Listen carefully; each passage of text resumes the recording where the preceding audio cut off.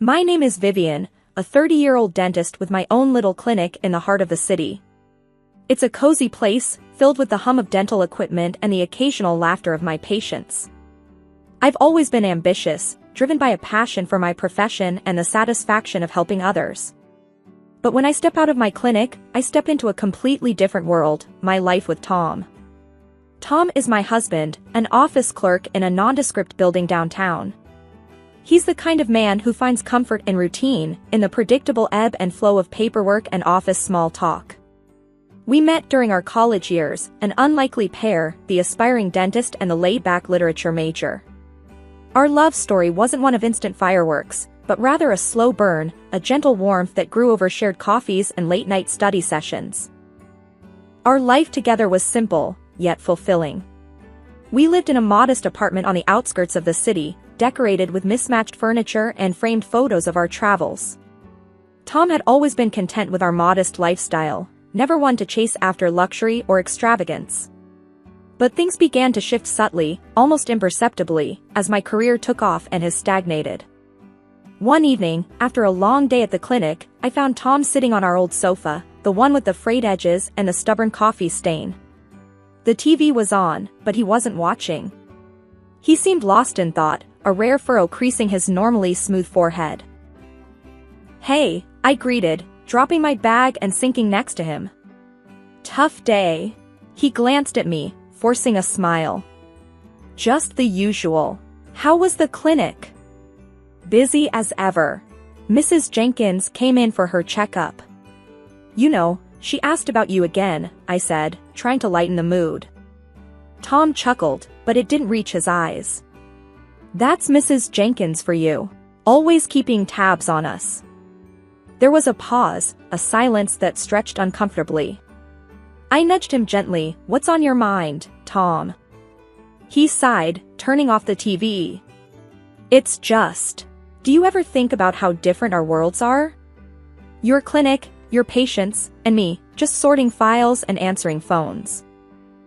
I studied his face, the lines of worry that seemed out of place. "Our worlds might be different, Tom, but they're not incompatible. I love my job, and I love you. That's all that matters." He leaned back, running a hand through his hair. "I know, Vivian, but sometimes, I feel like I'm not contributing enough. You're out there, making good money, building a career, and I'm just, I don't know, coasting along." I took his hand in mine, squeezing it reassuringly. "Tom, you contribute in so many ways. You're the one who makes this house a home. You're the one I come back to after a hectic day, the one who listens to my endless rants about molars and crowns. Your job doesn't define your worth in our relationship or in life." He smiled, but there was a hint of sadness in it. "You always know what to say, Vivian. I just wish I could be more successful, I guess. For you, for us. Success isn't just about money or titles, Tom. It's about being happy, being kind, being there for each other. And you excel at all those things," I said, hoping my words would ease his burden. Life trudged on in its usual rhythm until one day, something extraordinary happened. I remember staring at the pregnancy test, my heart pounding with a mix of excitement and disbelief. I was going to be a mom. I couldn't wait to share the news with Tom. That evening, as Tom walked through the door, I could barely contain my excitement. "Tom, guess what?" I blurted out, the moment he stepped in. He raised an eyebrow, hanging his coat. "What? Did Mrs. Jenkins finally admit she has a crush on me?" I laughed, shaking my head. "No, something even better. We're going to have a baby." Tom's eyes widened, and for a moment, he was speechless. Then, a huge grin spread across his face. "Seriously? We're going to be parents?" "Yes." I nodded eagerly, watching his reaction. He wrapped me in a hug, lifting me off the ground. "This is amazing, Vivian. I can't believe it. We're going to have a little one running around." I hugged him back, feeling a surge of joy. "I know. Can you believe it? You're going to be a dad." He set me down, his face suddenly serious. But wait, what about your work? The clinic? I shrugged. I'll take maternity leave. The clinic will manage. Tom frowned, but that's a long break, Vivian. What about the money? We've got savings, and your salary. We'll be fine, I assured him, though a flicker of worry crossed my mind. Yeah, but it's not the same as your income. We might have to cut back on some stuff, he said, his excitement dimming slightly. I touched his arm. Tom, we'll make it work. This is our baby. It's worth every sacrifice. He nodded slowly. You're right. It's just a lot to take in. But I'm happy, Vivian. Really happy. We spent the evening talking about baby names, nursery themes, and all the things we wanted to teach our child. It was a beautiful bubble of happiness, untainted by the challenges that lay ahead. For a moment, all worries about finances and the future seemed insignificant compared to the life growing inside me. As my belly grew, so did the tension between Tom and me. It was like walking on eggshells in our own home. Tom's mood swings were becoming more frequent, and our conversations, once filled with excitement about our future, were now strained and brief. One evening, I found Tom sitting at the kitchen table, bills spread out in front of him, his forehead creased in worry. What's up? I asked, trying to sound casual as I set down a cup of tea for him. He glanced up, his expression tired. Just looking at our finances. This baby is going to be expensive, Vivian. I took a seat beside him. We knew that, Tom, but we'll manage. We always do. He shook his head. It's not just the baby. It's everything. Your maternity leave, the clinic, our savings. I reached out to touch his hand, but he pulled away. Tom, talk to me. What's really bothering you?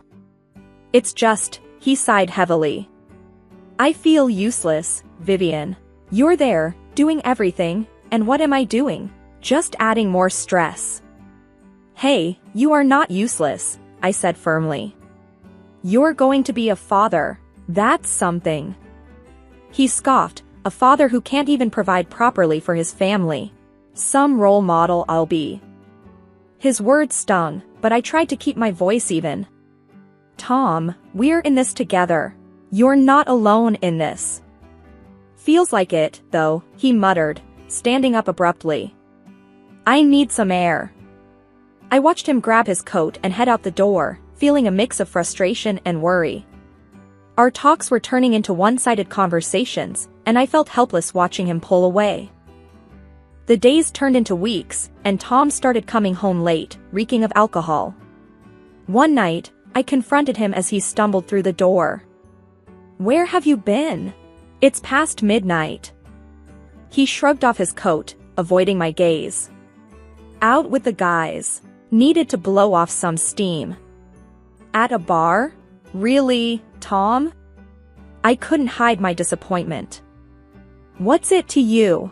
I'm not allowed to have some fun, he retorted, his voice rising. It's not about having fun.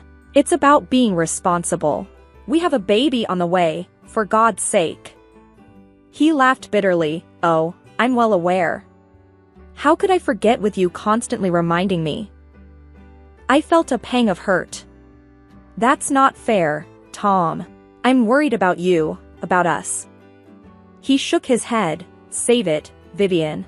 I don't need a lecture. The tension in our home had become a constant companion, but nothing prepared me for the night when it all came crashing down. I was 7 months pregnant, feeling heavy and tired, longing for a quiet evening. That's when I heard the front door burst open and a raucous laughter fill our once peaceful home. Stunned, I walked into the living room to find Tom, drunk, surrounded by his buddies, all of them carrying the stench of alcohol and cigarettes. Empty beer cans were already littering the floor. What the hell, Tom? I blurted out, my voice shaking with anger and shock. Tom, swaying slightly, grinned at me. Hey, Vivian, we're just having some fun. Lighten up. This is our home, not a bar. Look at this mess. I gestured around, feeling my heart race. One of Tom's friends, a loud guy named Rick, slurred, "Come on, lady, let the man have some fun. You're always keeping him on a tight leash." I felt a flash of anger. "Excuse me? This is my house too. I don't need this, especially not now." Tom stumbled over to me, trying to put an arm around my shoulder. "Vivian, don't be like that. We're just blowing off steam." "Blowing off steam? You call this blowing off steam?" I pushed his arm away, feeling a mix of disgust and disbelief. "Yeah, what's your problem, Vivian? I work hard, I deserve to relax," Tom shot back, his words slurred. "You're going to be a father, Tom. Is this the example you want to set?" I was almost shouting now, my patience fraying. Tom's face hardened. "I don't need a lecture from you, Vivian. I know what I'm doing." "No, you clearly don't," I countered, my voice trembling. His friends, sensing the tension, started to shuffle awkwardly. "Maybe we should go, man," one of them muttered. "No, stay. Have fun. Seems like that's all that matters to you," I said bitterly, turning away from Tom. I retreated to our bedroom, closing the door behind me. The sounds of their laughter and chatter pierced through the walls, a stark contrast to the tears that started to roll down my cheeks. I felt alone, scared, and utterly helpless. My husband, the man who once promised to stand by me, was now a stranger, choosing booze and buddies over our family. The next morning, I woke up to find the house silent but trashed. Tom was sprawled on the couch, snoring, surrounded by the remnants of last night's party. As I started to clean up, trying to hold back my tears, Tom woke up. "Vivian, he began, rubbing his eyes. "Save it, Tom. I don't want to hear any excuses. Look at this mess. Look at what you've become," I said quietly, my voice laced with sadness. He tried to stand up, staggering slightly. "I'm sorry, Vivian. I didn't mean." "You didn't mean what? To scare me? To disrespect our home? To forget that we're about to have a baby?" I interrupted him, my frustration boiling over. The day our son was born was a whirlwind of emotions. I was in the hospital, enduring the pains of labor, while Tom paced nervously in the room. Despite the chaos, I remember feeling a sense of anticipation, knowing that our lives were about to change forever. In between the intense bouts of pain, I caught Tom's eye. "You're doing great, Vivian," he said, trying to sound confident, but I could hear the worry in his voice. I managed a weak smile, gripping his hand tightly. "Just stay with me, Tom." Then, after hours that seemed like an eternity, our son was born. I was exhausted, but the moment I heard his first cry, a wave of relief and joy washed over me. I looked up at Tom, expecting to share this overwhelming moment, but he was distracted, sending a text message. "Tom, our son," I said, a mix of happiness and disappointment in my voice. Yeah, he's great, Vivian. Just letting the guys know," he replied, not meeting my eyes. I felt a pang of sadness, realizing that this moment, so precious to me, was just another event for Tom to report to his friends. Back at home, things didn't get any better. Tom's enthusiasm for our son was fleeting, and his frequent absences left me feeling increasingly alone. One evening, when he returned home late again, I confronted him. "Where have you been, Tom? Do you even care about your family?" He shrugged off his coat, avoiding my gaze. "Needed a break, Vivian. It's tough for me too, you know." "Tough for you?" I was astounded. "I'm here all day with our son, and you're out taking breaks. I didn't sign up for this constant pressure, Vivian. You've changed. You're always so stressed," he retorted. "Changed? I'm a mother now, Tom. What's your excuse?" I shot back, my frustration boiling over. He didn't respond, just walked away, leaving me standing there, holding our crying son. Then, one morning, I received a phone call that confirmed my worst fears. It was from Tom's employer, informing me that Tom had been fired for showing up to work drunk. I was stunned, not just by the fact that he had lost his job, but that he had kept it from me. One evening, I couldn't hold back any longer. "Tom, we need to talk," I said, my voice firm as I walked into the living room where he was sprawled on the couch. He glanced up, uninterested. "About what?" "About you, us, this situation. You've been out of work for weeks now, and you're not even looking for a job. We can't go on like this," I said, frustration building inside me. Tom took a sip of his beer. "So what? I lost my job. Big deal. I'll find something eventually." "Eventually?" "Tom, we have a baby to take care of, bills to pay. You need to start taking this seriously," I pressed, trying to get through to him. He shrugged. "Why don't you go back to work then? You make good money." I took a deep breath. "That's exactly what I'm planning to do. But I need you to step up. You could stay home, look after our son." Tom sat up, his expression turning from disinterest to disbelief. "What? Me, a house husband? No way. My friends would never let me live that down." "Seriously? You're worried about what your friends might think? What about what's best for our family?" I couldn't hide my disbelief. "Look, Vivian, I'm a man, okay?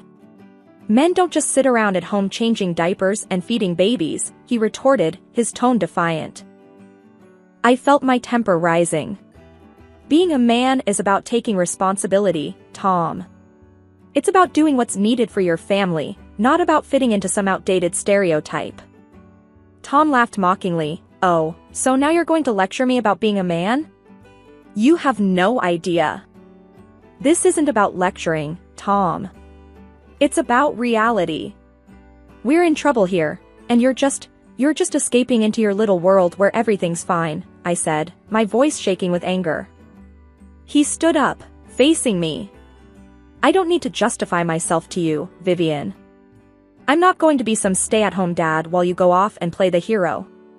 That's not who I am." The conversation escalated quickly, our voices raised, words thrown like daggers. It ended with Tom storming out of the house, slamming the door behind him. I was left standing there, feeling a mixture of anger, disappointment, and a deep, growing sense of despair. I returned home one evening to find Tom slumped in his usual spot on the couch, a bottle in hand. His eyes were unfocused, his demeanor that of a man defeated by his own choices. "Tom, this has to stop," I said firmly, standing in the doorway, grocery bags still in hand. "You're destroying yourself, and you're hurting us in the process." He glanced at me, a sneer forming on his lips. "Oh, here comes the perfect wife to lecture me again. What's it this time, Vivian?" "It's not a lecture. It's the truth. Look at yourself, Tom. Look at what you're doing to our family," I replied, my voice laced with frustration. He let out a bitter laugh. "Family? You mean you and the kid? I'm just the extra baggage, right? You're not baggage, Tom. You're my husband, the father of our child. But you need to own up to your responsibilities," I shot back, my patience wearing thin. Tom stood up abruptly, his stance unsteady. "Responsibilities? Like what? Being the man you want me to be? I'm sick of your expectations, Vivian. This isn't about my expectations. It's about doing what's right for your family," I exclaimed, feeling my anger rise. He stepped closer, his face inches from mine. "You always think you're so right, don't you? Always playing the victim." I held my ground, despite the fear creeping in. "I'm not playing the victim, Tom. I'm trying to save our family." In a flash, his hand struck my face, a sharp pain radiating across my cheek. I stumbled back, shock and fear overwhelming me. "You hit me," I whispered, my hand instinctively going to my stinging cheek. "Yeah, I hit you. "What are you gonna do about it?" he sneered, his voice dripping with contempt. Trembling, I pulled out my phone. "I'm calling the police, Tom. I won't let you hurt me or our son." His expression changed from anger to panic. "No, Vivian, wait. I'm sorry, I didn't mean it." But I was already dialing. "It's too late for sorry, Tom. You crossed a line." As the police arrived and handcuffed Tom, he kept repeating his apologies, begging me to drop the charges. But I stood firm, watching as they led him away. The man who had once been my partner, my confidant, was now a stranger, his actions unforgivable. 2 years had passed since the night I called the police on Tom. Our lives had diverged onto completely different paths. I was now a single mother, juggling my career and my son, while Tom, well, I hardly knew anything about his life anymore. One day, I received a call from an unknown number. Hesitantly, I answered, and a familiar voice came through the line. "Vivian, it's me, Tom." His voice sounded rough, weary. "What do you want, Tom?" I asked, my guard immediately up. I need to see you, Vivian. Can we meet?" There was a pleading tone in his voice, one I hadn't heard before. Against my better judgment, I agreed to meet him in a public place, a small cafe downtown. When I saw him, I barely recognized him. The man who sat across from me was a shadow of the Tom I once knew. His eyes were tired, his face unshaven, and he seemed to have aged far beyond his years. "Vivian, I'm sorry," he started, his voice faltering. "For everything." I looked at him, feeling a mix of pity and resentment. "Your apologies won't change the past, Tom. I know. I've messed up, big time. But I've been sober for 6 months now. I'm trying to turn my life around," he said, looking down at his hands. I sighed. "That's good to hear, Tom. But why tell me? Why now?" He hesitated before speaking. "I've been fired from my last job because of my drinking. I've hit rock bottom, Vivian.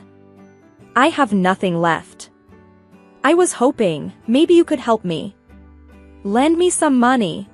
I felt a pang in my heart, but my resolve was firm. "I can't do that, Tom. You need to figure this out on your own. Please, Vivian, I'm begging you." "I have nowhere else to turn," he pleaded, desperation in his eyes.